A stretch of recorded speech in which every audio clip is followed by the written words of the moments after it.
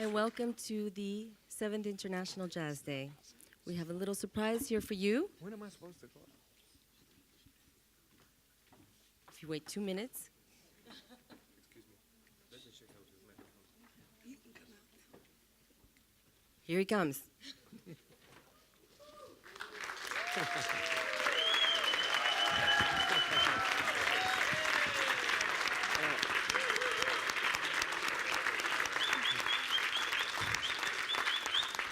Спасибо. Welcome to the 7th Annual UNESCO International Jazz Day in Saint Petersburg, Russia.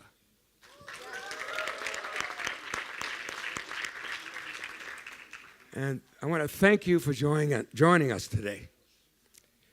First, please allow me to offer a warm welcome to the UNESCO Director-General, Audrey Azoulay.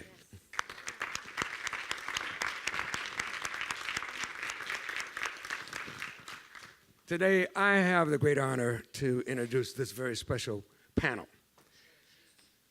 Since it started 7 years ago, one of the hallmarks of International Jazz Day has been local celebrations of jazz in countries, cities, and regions throughout the world. With over 190 countries participating this year alone. I think, isn't it more like 195 countries? There are 195 UNESCO member states. Member states. Yes, so this year we have 193 countries. 193 countries. Yes. There's only 197 in the Total. total in the world. So that's everything.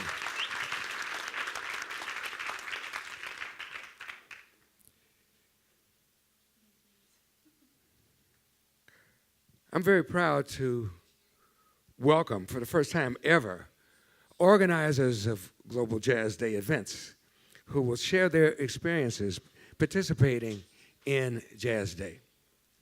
I'd like to personally thank them and all the organizers around the world. There are so many organizers of events. I want to thank them for making International Jazz Day truly the global event it has become. Unfortunately, I have to return to a rehearsal for tonight, so I won't be able to stay with the panel. But I look forward to hearing about it. Yeah, please tell me about it, because I know it's going to be exciting. And I wish you all a really fantastic discussion. Thank you very much. Thank you. Thank you, Herbie. Have a good rehearsal. So it is a great honor and a pleasure for me to be here with you and to be able to introduce this panel and to welcome the Director-General of UNESCO. It is a particular honor for us. She has an extremely busy schedule. She's here for less than 24 hours, but she is committed to International Jazz Day, so she made her voyage here all the way to Saint Petersburg. So thank you so much for being here with us. I would like to introduce our distinguished panelists. Ms. Shon Campbell from Australia, Myanmar. Hannibal Saad from Syria. Danilo Pérez, who is a UNESCO Artist for Peace and from Panama. And Khouloud Soula from Tunisia.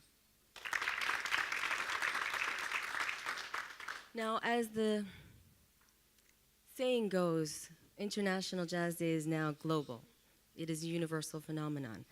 But this particular panel is very close to the hearts of the International Jazz Day team, who have worked really, really hard these past years to try to set up partnerships and collaborations all over the world, one by one, phone call by phone call. I feel like I know each one of you as a family member because we connect every single year for the past 7 years. Now, this idea seemed very naive to many people. When we started, our dream was to have International Jazz Day celebrated in every single country in the world, 195 member states. And everybody told us, there's no way you're going to have somebody from every single country celebrate Jazz Day on this particular day, especially in places where there was conflict and instability. But actually, our experience showed us that it was actually the opposite. It was the communities and places where people were undergoing the most challenging situations that really appreciated our outreach. And much to our surprise, we had many, many emotional encounters with so many organizers, just like Hassan here. So it is a particular pride and an honor for me to introduce everybody and to ask everybody to share their experience. And before that, I would like to ask the Director General to open with her remarks. Yes. Thank you very much. Thank you very much for your remarks. Thank you very much for the panelists who are here with us today. And I wanted to be here also even in a tight schedule, because I think this meeting is particularly important to show that the International Jazz Day is not only the pleasure of music, which would be huge already, but it's not only that. It's also about values. It's also about hope in certain circumstances, as you mentioned. And it's about building something together, something better for the future. So it's, for me, an important moment, and I hope this will become a rendezvous during the International Jazz Day, to have this gathering of experience on education, on outreach, on how jazz is a message for building something different, building something new, because it has this power. Since jazz is born, we've seen the power of jazz in terms of transmitting values, in terms of human dignity as well. And this is what unites, I think, us all. And the fact that we have 190 plus countries that participate in this International Jazz Day is extraordinary, and at the same time, it is at the level of what jazz is and what jazz represents. So it's very important for UNESCO, because it's exactly the values that we defend in this international organization of the United Nations. So I just wanted to be here and convey this message to you this afternoon. Although I won't go for a rehearsal. Don't be afraid, I won't be playing music tonight, but I'll be happy to meet you again tonight for the concert. Thank you very much, and have a great discussion. Thank you. Thank you. Now, I would like to start by inviting Hannibal to start with his presentation. Yes. Syria. For Syria.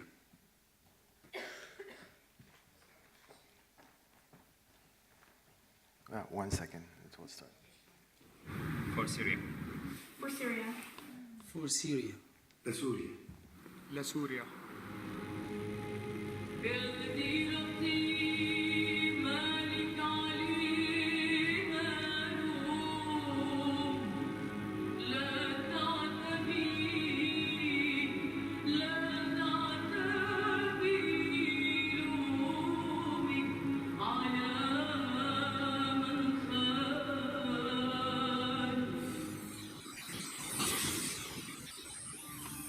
أهلا وسهلا بالحبايب شرف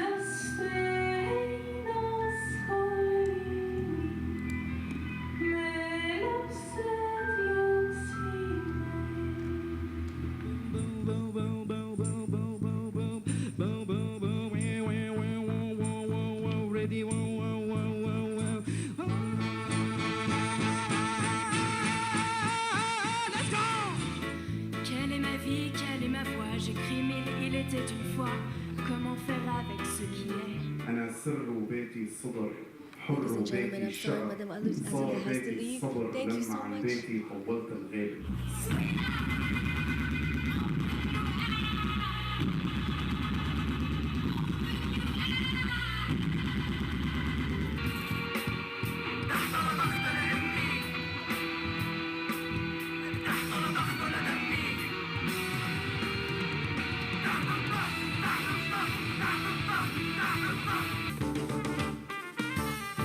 مرحبا كيفكن لك وينكن يا عرب ما حدا عم بيشوفكن غير ضاربين بوزكن طار فيوزكن بغضب صدقونا ما في احلى من الموسيقى يلي بطريقه بتاخدنا لعالم تاني بدقيقه مفكر انه القصه بلشت بكان يا مكان مفكر انه ادم خلق ليعيش بامان.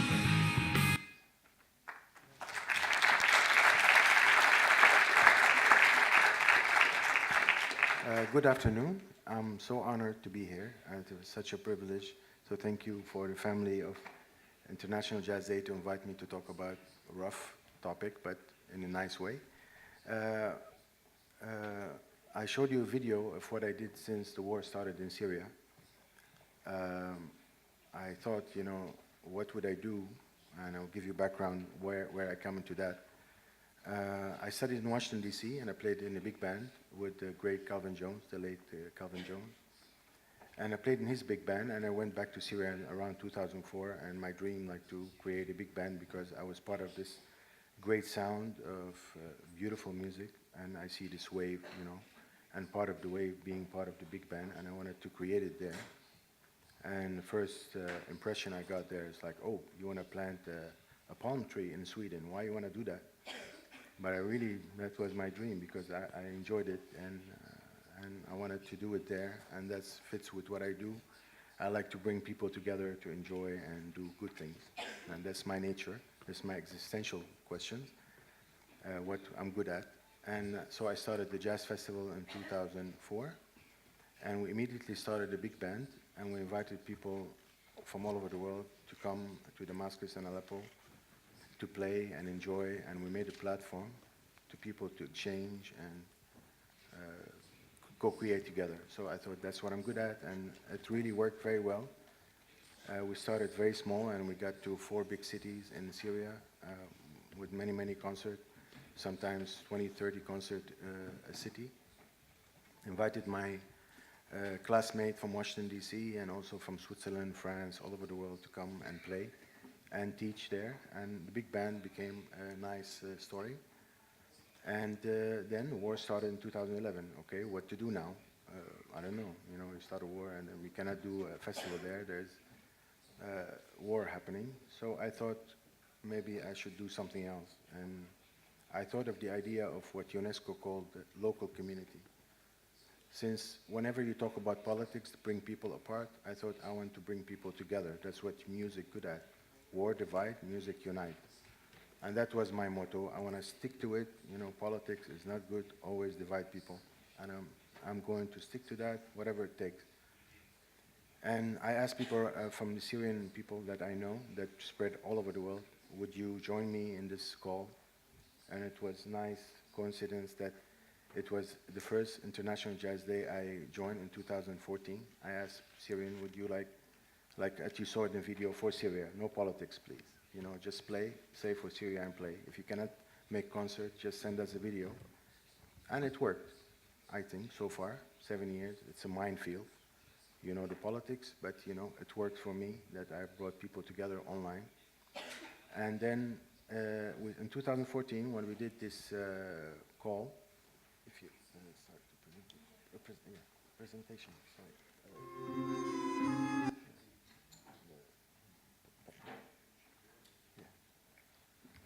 And then,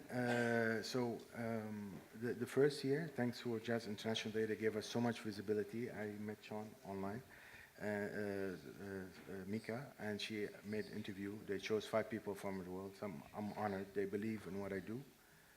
And we started in 3 cities, The Hague, where I live, and now I live in Holland for the past 6 years, and in Beirut and in Amman, and people join on this call, and other people send video. It was a very simple idea of local community. And I thought we should not wait for the war to end. Maybe we start now building peace. So I see these people are like peace asset. At some point, you know, they can be of some significance to the future when there's peace somehow. And I continue doing that. It was hard to where we get now in 2018, but it worked. I believe that. We went from 3 cities to 6, and 17 we're at 16 we're like 25 cities around the world. Like we influenced by the idea of International Jazz Day, and in 2017 we're about 30, including United States, Europe, and also one in Moscow, one in Tehran, and one all over the world. People who want to join, but to avoid politics, to join and do this call. We call it Global Week for Syria, which is called for co-creation. And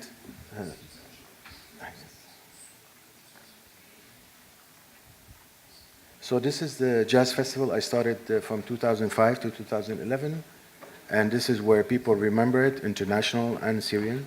So I work with both Syrian and international to do the Global Week for Syria, and to join forces to co-create together whatever they are. And we made a stage in Lebanon every year with the support of UNESCO, of course, because we believe in the same idea. They consider us as part of the local community idea. And this is the first time this happened in 2014, International Jazz Day. These people never met for a long time. I collected like 7 different bands, and they were so happy they come together after 3 years of war. And then I started the foundation at the same time in Holland. This is how we run our project. And then this is my main message to what we do. Funny enough, because people say, you know, you have a war, you have to wait. And I said, you know, then what happened to the musicians spread out? You cannot put them together. How would you do? So I started this website called Syrian Music Lives, so it's not died. And I collected all the information that I did before to show people of shared heritage, shared ideas, especially music, bringing people together that they, because all against all it seemed like in the region and in Syria.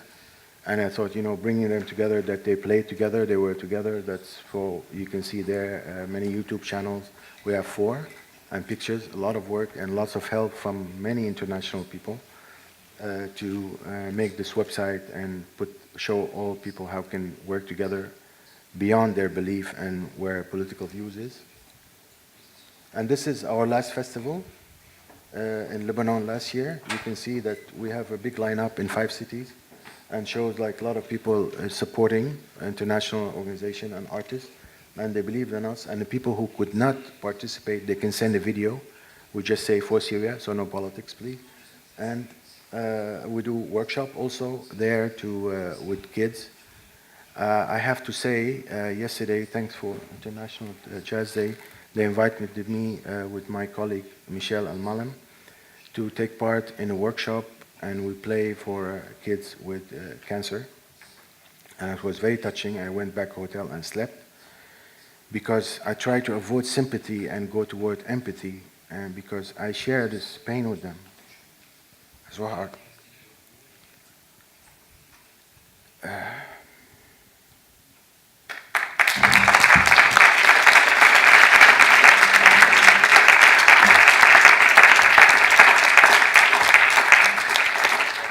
Pain is the same, but empathy can be the same too.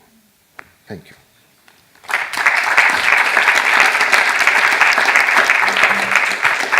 Thank you so much. Thank you. Beautiful. And thank you so much for the amazing work that you do. It's such an honor to be able to work with you year after year. So I would like to now ask our UNESCO Artist for Peace, Mr. Danilo Pérez.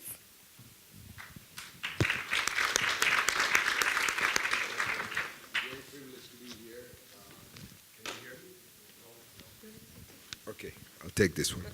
This is better. I'd like to just run down some of the foundations of what drove me into this line of direction that I'm pursuing. And I had to start with a slide that I brought bunch of slides so I can show you. And you know, I am from Panama originally. Really have dreams to really become a better musician, study. Had an amazing father. He's still alive, so he's amazing. He's still amazing. But he taught me the value of interconnective education. In '67, he was talking about how music should be used at the core of the curriculum of children development, because it teaches you mathematics, science, it teaches you a lot of things, community values, and that's what he experimented with me. That's the biggest lesson I had with my father. Can you click the first one? Can you pass me the... how do you do this? Okay, here it is. Okay, here it is. And my dad is a singer, and he just brought me in. Before I could talk, he would say, ta ta ta, ¿cómo estás? And you have to say ta, ta ta ta. I say ta, ta ta ta, ta. And he said 2 + 2 is 4. 4 + 2 is 6. 6 + 2 is 8. And 8 is 16. Now you repeat. And that's how I learned. That's the foundation with my dad. There's another part of my life that is this gentleman, one of the great legends. When I joined him, the Dizzy Gillespie United Nations Orchestra, I learned something very important, which was the power of intercultural dialogue.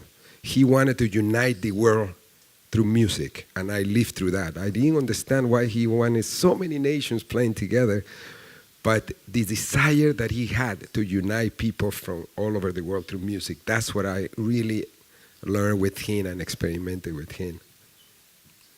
This gentleman, the great Wayne Shorter. Yes, yes. What did he teach me? Oh my God, I can't even tell you.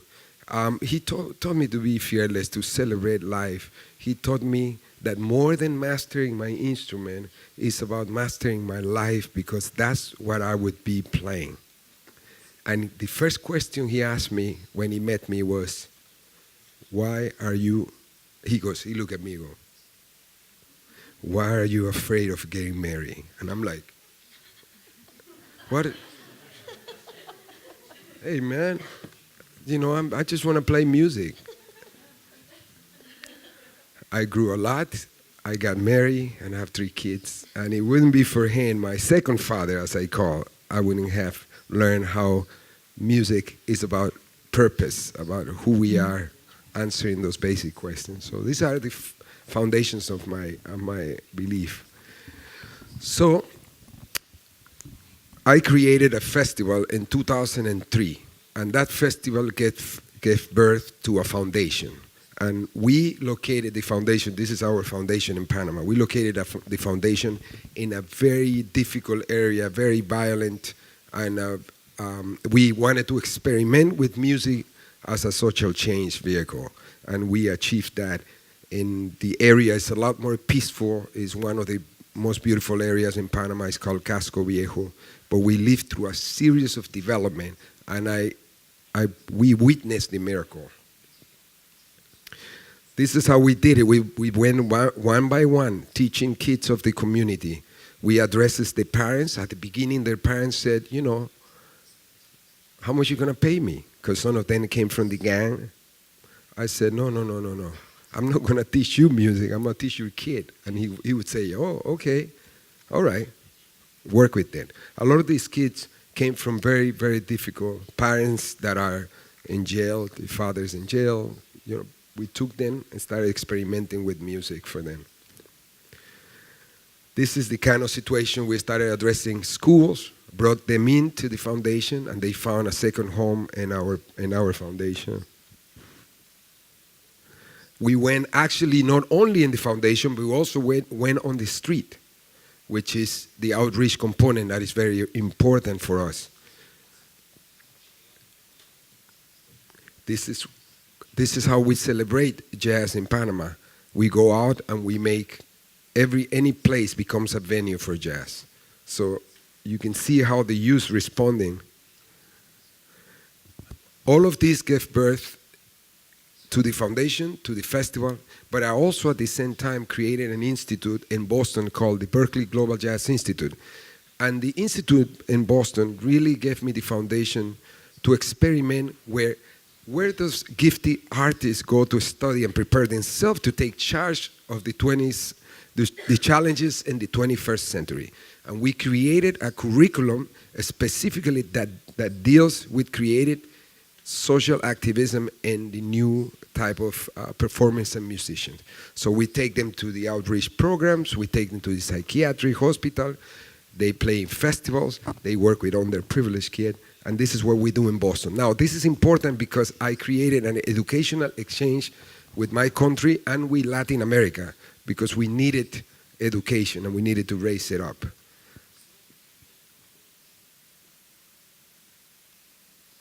And also, oops, where did it go? It's not working now. Okay. Are you doing it too? Can you go back? Okay, right there. No. Oh, you're doing it with me, that's why. No, you're doing it with me. We're doing it together. Okay. So after all this, we prepare the students. They go actually out of they go out of poverty. They go out. They study. They become professional. But they encounter one problem: coming back and finding jobs. So we have to create the jobs. And I got involved myself in opening a jazz club. So they can come back and they can do their work and they can become creative and also earn money. Not only working in Panama that we are doing now, we're actually creating educational exchange all over Latin America and even Europe too.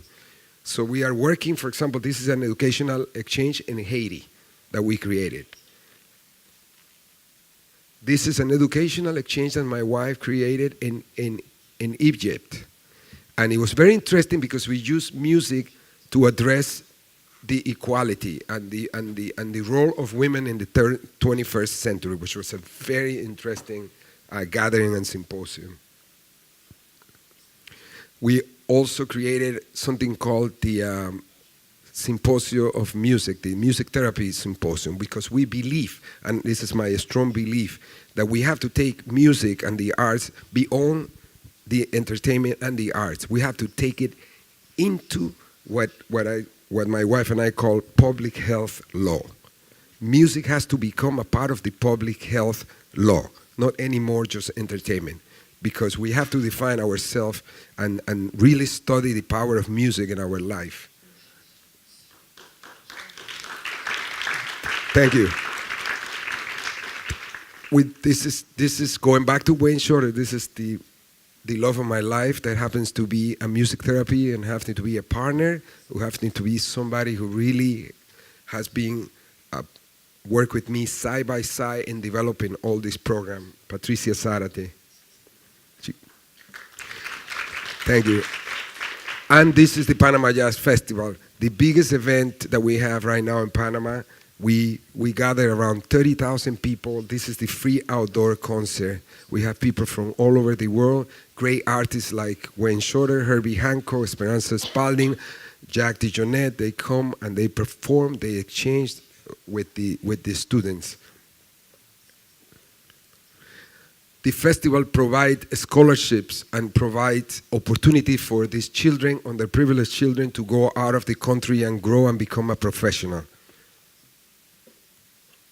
And this is the heart of the festival. The volunteers, look at the energy in that photo. These people are coming from all over the world, especially Latin America, because they believe in the mission of the festival. And I wanted to show you this, because this is the equivalent to Congress in Panama. The festival made such a big statement that the government created a law that protects, and the law is going to, started this year actually, is going to help us to do the outdoor free concert and the educational program for eternity. So it's probably the first law in the world. Yeah. Thank you very much.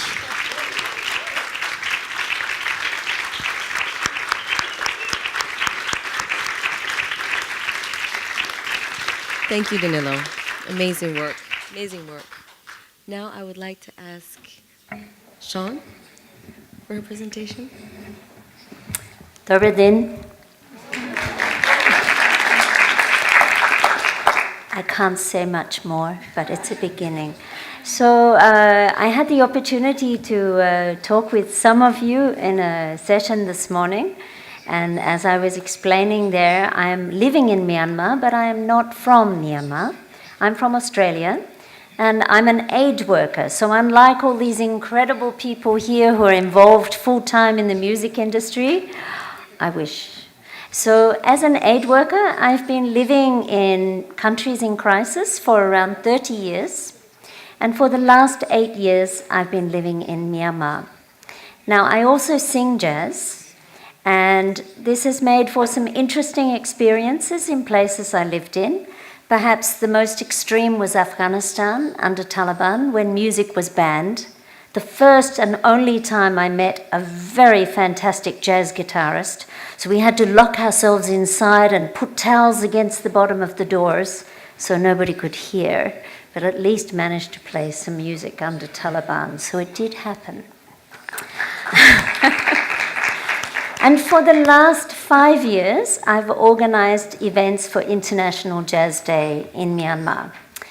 And why am I, as an aid worker, organizing these events? Well, I ask myself this as well. And this lady sitting in the middle is largely responsible because she contacted me through somebody else who said, yes, this one plays jazz. She will know.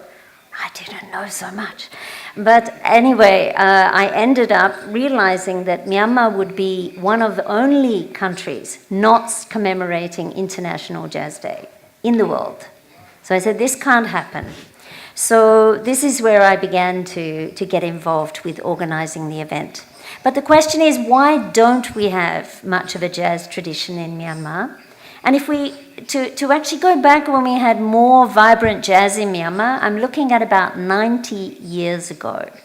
In the 20s and 30s, there was jazz being played in the British clubs and by some of the elite. There were even some recordings.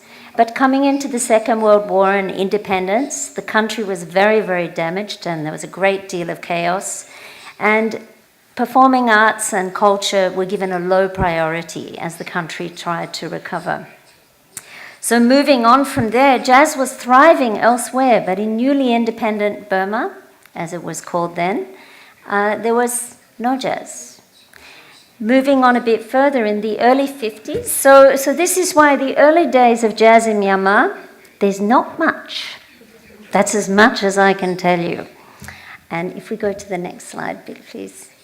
So in 1957, the US sent out some jazz ambassadors, and I believe some of them even came here. Maybe not Saint Petersburg, but certainly, yes. And one who arrived was Benny Goodman, there on the left. And here he is playing with a local musician. Now it's interesting because the local musical instruments are very unique to Myanmar. And they're tuned very, very differently to Western instruments. So it must have been quite an interesting sound. But Benny Goodman made a very big splash. The ex-prime minister was listening to his music and he said it made his toes tickle, which is a nice example of somebody enjoying the music. And also Benny Goodman's orchestra, their version of the national anthem was actually adopted officially for a time in Burma. So there was certainly appetite, but very little happening in terms of musicians or local jazz scene, if you wish. But then we come into a big drought in jazz.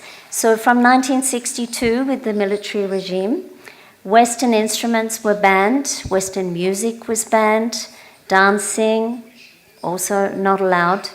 And so in this period, it was very difficult for people. They could listen in the quiet of their own homes, a bit like me under Taliban in Afghanistan. But otherwise, there was no jazz allowed, no music allowed, Western music. But traditional music was very much valued. So for about 26 years, we didn't have the young people you have in this country growing up, learning the music, learning the musical instruments. There was still appetite. Somehow in 1971, Duke Ellington managed to come, and he played to crowds of around 17,000 people. So again, I think as soon as anything was happening, people were so excited to be able to come, but it was not allowed to happen very often. So coming into the 80s, some relaxation on Western music, Western musical instruments, but still a lot of restrictions. We have no music schools in this period. So really a lot of difficulty to build that base of musicians and music that people could hear. Also, records were still banned in this period. And in the 80s and 90s, if we can go to the next one, I can find a record of just one musician, local musician, who was playing something akin to jazz. So he was writing his own compositions. One for the whole country. So moving forward then, the jazz musicians we have now, there are 51 million people in Myanmar. There are less than 20 jazz musicians. They are all male. There are no women instrumentalists playing jazz, and there are no women singing jazz. So it's a very small scene in Myanmar. But most of these people, these gentlemen, have learned in around 2009, some more of these jazz ambassadors from different countries came along and did some workshops. And it's through those workshops that this cohort, this group now of musicians, have learned something about jazz. And they're very much self-taught from that time. Even the musical notation they use is very different.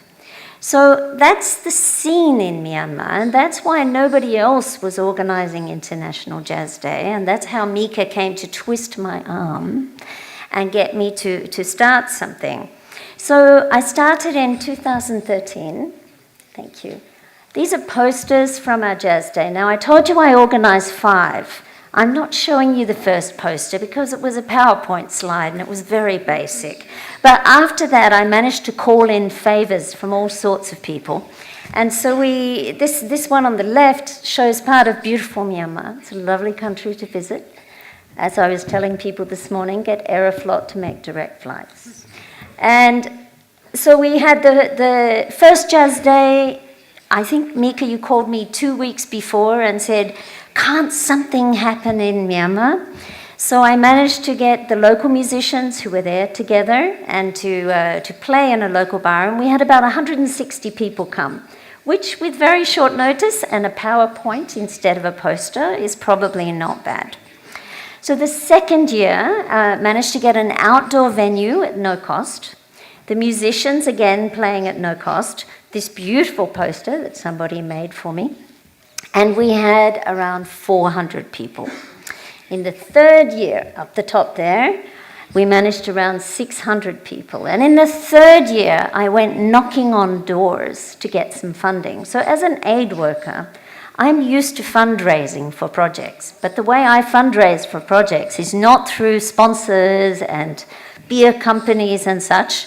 It's knocking on embassy doors. So I did what I knew. I got my address book out and I knocked on all the embassy doors and got some funding. And with that funding, we were able to bring an international musician, Davy Mooney, who came through the Thelonious Monk Institute, and it was really wonderful that he donated his time as well. So we had some workshops for the local musicians, all male.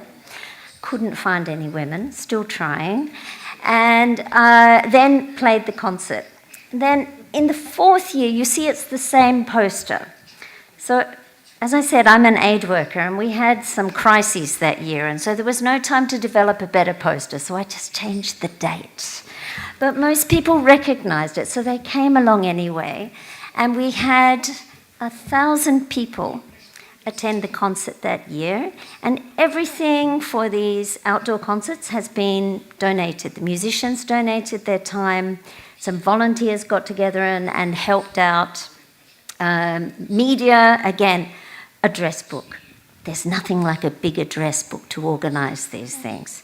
So that's how it was organized. And this last year was this very nice poster on the left. Again, calling in another favor, the staff of my office very nicely made that one up. So if you can move on, please. So these are the wonderful musicians we had. We had Davy Mooney in 2015. In 2016, I said to the Thelonious Monk Institute, please find me a woman, a young woman. We need to show people that women play jazz and young women can move into jazz. So we had Susanna Risberg. And last year we had Mike Cotton, again, Thelonious Monk found somebody who would donate their time. And Mike Cotton was great. Firstly, he's a musician and educator. And secondly, he's a trumpeter. We have no jazz trumpeters in the country, in the entire country. So that was another eye-opener to show people. If you can go forward. Thank you. So these are the workshops, and you can see this is Susanna up here talking to some of the local musicians, and here she's looking very confused.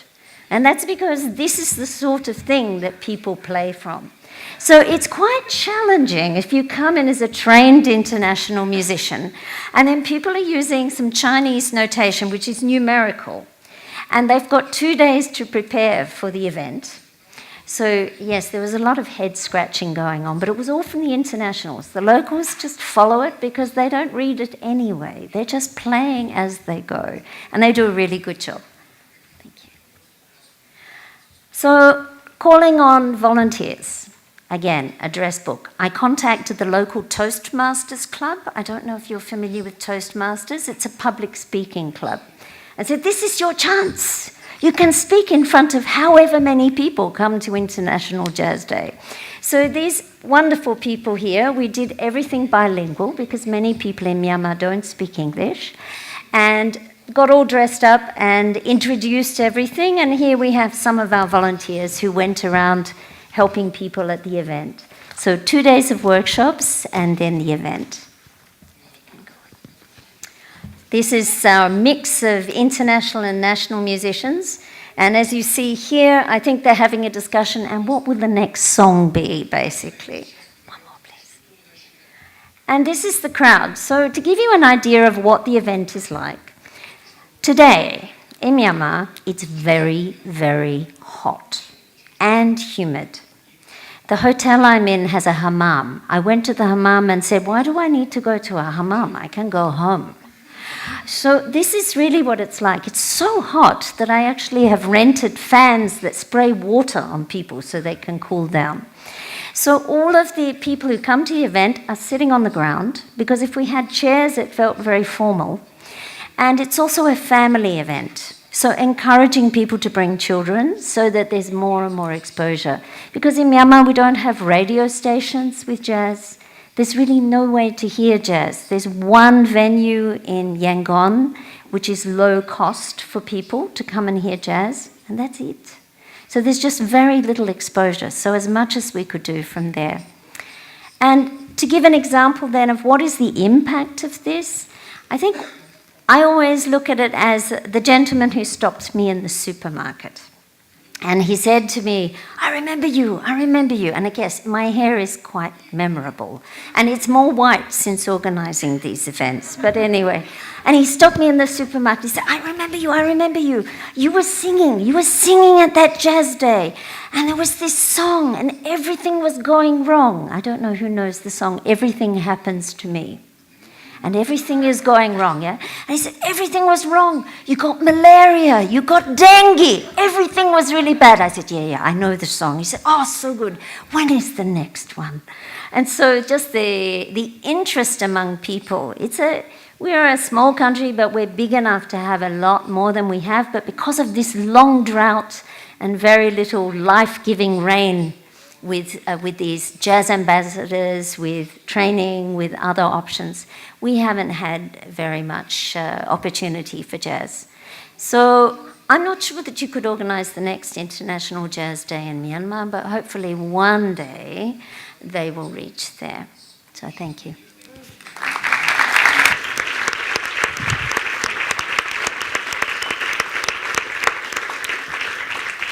Thank you so much, Shon. You are fabulous. It's just incredible to sit here and watch this and see it in a capsule because we've been going back and forth for so long. So thank you. Amazing.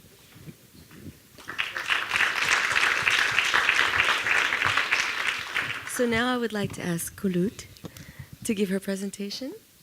Please, the microphone works. Yes, you have. Yeah. Yeah, there you go. All right, good. Hello.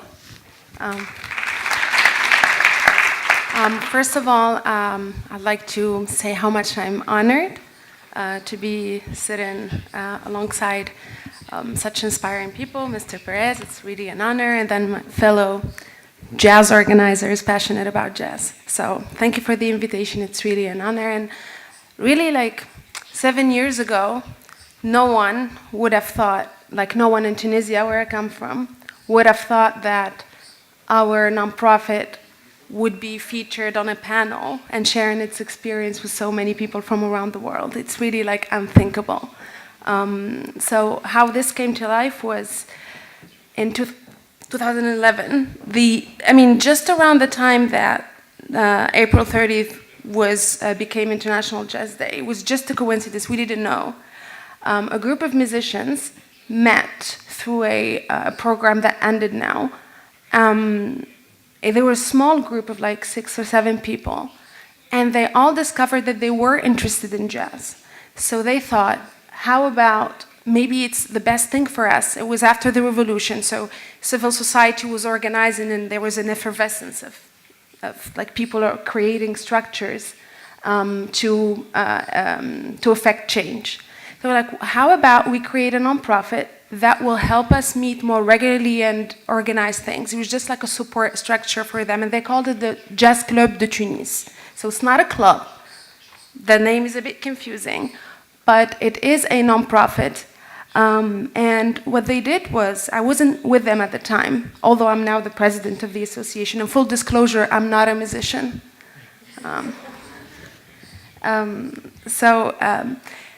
At first, what they did was try to organize, to promote live jazz on any scene they could get to. So it was regular jazz events that became a very well-known event in Tunisia called Vendredi Jazz, Jazz Friday. So people know that every last Friday of each month, except for the summer, they could go and attend a new jazz concert with new content. So little by little, there was an audience that was following us around. There was public, so people know that there is jazz. So how do we do it? Like really what you have to know is that in Tunisia, there is the music school. It's a state school, and it doesn't offer a jazz or a modern program. So you could learn Arabic, Oriental music, and there are certain workshops that you can attend if you're interested in other types of instruments. So for musicians, for people, amateurs who were interested in that type of music, it was really self-learning. There was YouTube, but most importantly, as you all know, it's encounters with people. It's sharing with actual musicians. So these musicians maximized their encounters through workshops and master classes, and they tried to nurture that community that was building little by little by inviting people from outside. So really, to this day, what we do is, if we know someone is coming to Tunisia for a reason or another and they can share something, if someone met someone else in another country, they invite them over, and we organize residencies, we organize workshops, we organize master classes, so that knowledge is shared and propagated. And that's how the initial nucleus of a few musicians expanded to a collective. So now we have a collective of jazz musicians in Tunisia. They're all creating their projects, some of which are now featured in concerts, in festivals, sorry. What we do at the Jazz Club de Tunis, besides promoting live jazz and promoting jazz values, is working with musicians to help them get from the stage of having an idea for a project to putting that project on stage. And since we don't have resources, what we do is use the resources of the community we're building. So it's volunteers, it's calling in favors with that designer who attended, graphic designer who attended the last concert and came to talk to us and be like, hey, that was great, like, what do you do? I'm a graphic designer. We have a concert next month. How about a poster? Photographers, filming the concerts, because that's very important. We don't have the means to do it, but when we do, it's really important because you can listen to, it's like simple things. You can listen to it afterwards. This worked, this did not work, this worked, and then you get better as you go. So the community expanded. The events are multiple now. We've produced in 6 years more than 20 original projects, so really creations. And we organized more than 50 concerts. I'm not counting the jam sessions. I'm not counting like those spontaneous gatherings, or like really proper concerts. And we've celebrated International Jazz Day since it was created every year. I don't know if at the beginning there was that map. We didn't really register at the map at the beginning, but afterwards, we did, and every year we're like, Tunisia has to be on that map. There needs to be, when you click on there, that you need to see Tunisia. We're not. We have to be part of this. And I'm going to tell you what it meant for us, for UNESCO to create an International Jazz Day. I think it proved to us, it was proof that jazz, and I'm going to say this selfishly but really shamelessly, more than any other type of music, jazz is a language that brings the best in people, and I think it's because it's about, like I was talking to Michel yesterday, and he said something that I remember now. He told me jazz brings, you can't be just a poet, but you can't just be like a technician. If you're a poet, you're a charlatan, you're fake. But if you're just a technician, then you're a technician. You're just playing with the rules, but you have to bring in both. And in that process, you have to work on yourself. And that's how every jazz musician has so much to share with the others, because there was so much work and effort done on the personal level, on personal development, that there is so much to share. And then realize, like UNESCO, why jazz? International Jazz Day. And it's because it's that special language that I'm sure brings with it the struggle of the community that created it, that created jazz music in the US. We realized that we were not alone, and that we were part of an international community that we knew and that knew us, although we never met. So that's really what it means to us. And throughout the Jazz Day celebration, we tried every year to make it bigger and bigger. That really depends on resources. You'll see, I'll show at the end a short video showing our work, which is a video with like music that we played and the people who are members of the collective.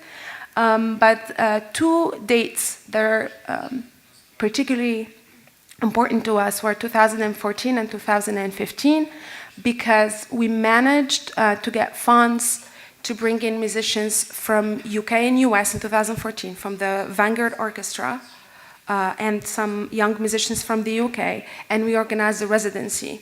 So we could draw a lot of young, aspiring musicians who wanted to learn, and we created a large ensemble.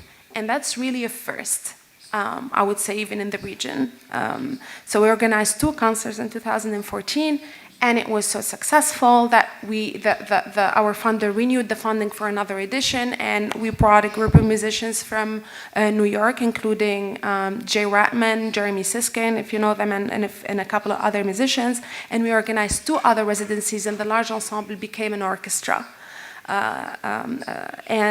We organized a concert that up to this day people talk to us about, like attended by hundreds of people, and people still write to us and are like, when are you celebrating International Jazz Day this year? They know what it is, and they know something will happen on that day that is exceptional and that never happened before on a Tunisian scene.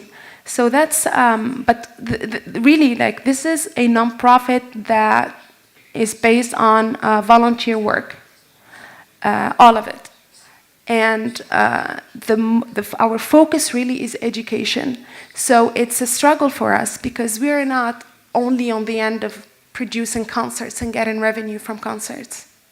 Although there is an audience for jazz in Tunisia, believe it or not, a young one. It's the education part because that is the hardest because it's the longest process.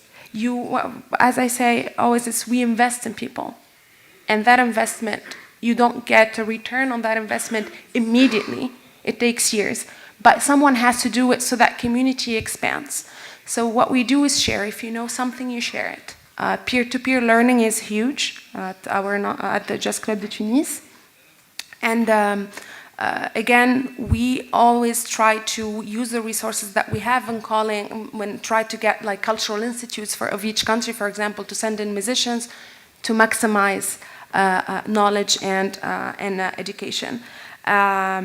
So I would like to close with the challenge that we have in our evolution as an organization is that an organization that is based on individuals, on humans. For our musicians, as I said, that we always strive to bring in educators. But at some point in their learning process, musicians can hit a ceiling in learning in the environment where they are. And they're like, I think it's time for me, I want to go to that jazz school that I heard of. It's wonderful. I know so-and-so is playing there and so-and-so graduated from there.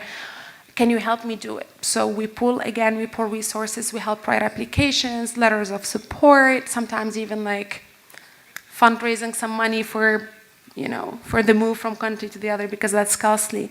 And it's a dilemma really at that moment because we think, but you're one of the two pianists that we have. Like, if you go, what do we do?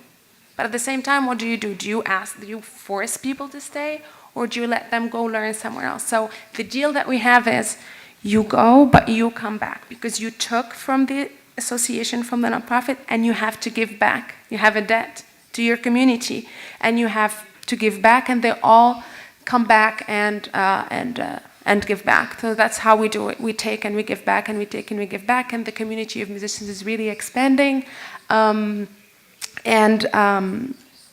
They're really, I have to say, that we're not a school.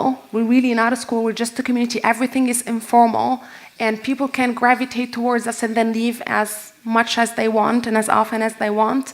But I have to say that we managed to participate in the creation of a dynamic music scene in Tunisia, and these musicians play with everyone else. They populate all the live scenes in Tunisia because they're the best. And I don't think they're the best just technically. I think they're the best because of what jazz does to you as a person, as a musician, but I think also as a fan. And now, to conclude, I'm going to invite you to watch the video. I hope it's not too long for you, but it kind of summarizes what we do and who we are.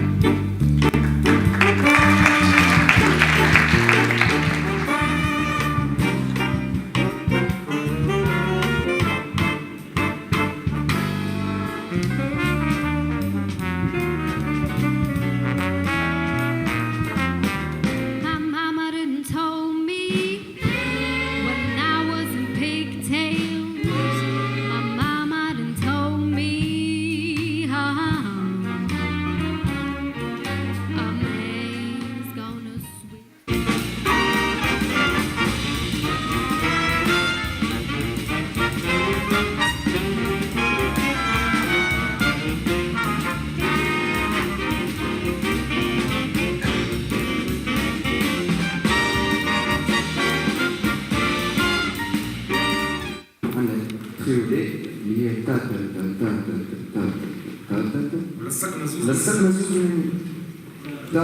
وجه يلعب بزوز الآن ولا جوان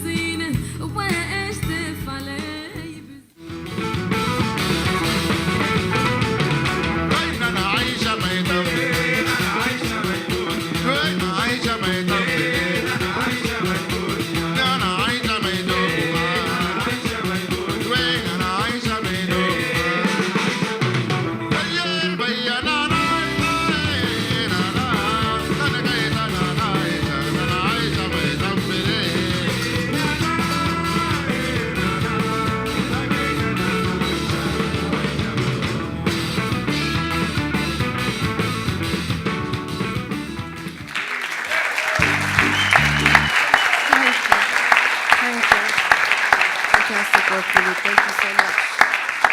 I would really like to thank the panelists. It's been an amazing journey with you these past 7 years, and I hope it keeps getting bigger and bigger for each country. And all around the world, we have partners in 195 countries, usually every year. Sometimes it's 193, 192, but we do have an incredible outreach team. The very start, we had just 2 people. It was me and Feriel, who's here with me today. It was 2 people with a notebook calling. You guys know, just calling, just randomly giving you the pitch. Hello, can you celebrate Jazz Day with us? Doesn't matter if you just put up a poster or if you do a workshop or if you do jam session, just start collaborating with us. And so I thank you on behalf of Herbie Hancock. This is extremely important for him. I thank you on behalf of the Thelonious Monk Institute of Jazz. It really has been such an honor, as Feriel knows as well. And now our team is larger. We have Will Ramsey, if he's here, Leona Chan, Michelle Menzel, who call around the clock. I mean, we wake each other up in the middle of the night to call Azerbaijan and the Marshall Islands, and we know every single city in the world, I tell you. We know our geography really well. But it's really an amazing experience, and for me, I think this is really the mission of International Jazz Day. It's incredible to have big gala concerts and to have amazing performances, but for us, it really is about creating an international community. Like I said, I feel like there's a family bond between us now because we communicate every year, and sometimes, throughout the year just to check up on each other. And I really think that this is the concrete ways in which we can create a unity amongst ourselves. And this is the mission of International Jazz Day. And again, as I said in the opening, we've had incredibly emotional communications with people. And in closing, I would just like to talk about one example in Niger a few years ago when Niger was extremely unstable. We had Googled a jazz club, a music club, in the middle of the desert, and we reached this gentleman named Ahmed, who was a musician, and he was just, first of all, stunned that somebody from Paris would be calling a very small venue in the middle of nowhere. And after we made our Jazz Day pitch, meaning, can you do a workshop with us? You guys know. Can you put up a poster for us? Can you do a jam session? He paused, and he started to talk, and his voice shook with emotion. It was so incredible for me to hear this, and he said, I cannot believe you're calling me as a participant, as a partner, and not as a victim. And he said, I fight every single day for culture to exist in my community, and music is a human right just as important as food and water. So he said, it would be an honor to be your partner. You can count on me. I will celebrate this day with you. And it's really such a powerful memory that I have. And we had these exchanges over and over again. So I really think that this is really the core mission of International Jazz Day, building partnerships one by one, phone call by phone call. And so I'm in such honor. I'm honored to just be here with you and to be able to share this moment. So thank you so much for being here and for listening. Thank you.